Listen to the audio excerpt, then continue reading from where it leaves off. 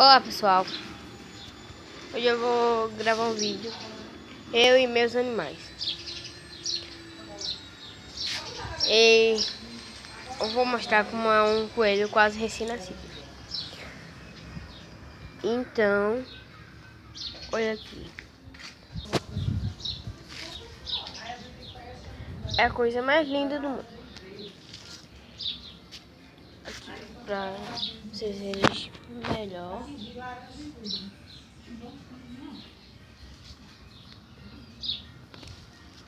E aqui é a mamãe coelha.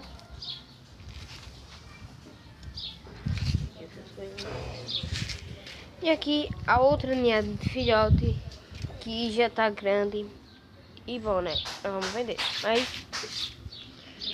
aqui, ó, o pai, ele é preto e branco. Só que ali só puxou o lado branco, né?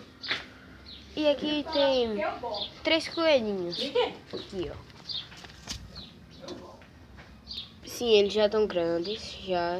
Eles devem ter bem uns não sei quantos meses de vida. Mas já estão bem grandes. Daqui foi da ninhada passada. Bem, na ninhada passada não, na ninhada do ano retrasado. E por isso que já tá grande assim. Bem, nós não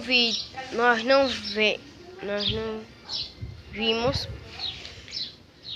eles parindo por causa que era tudo solto aqui no quintal. Não, filha da mãe.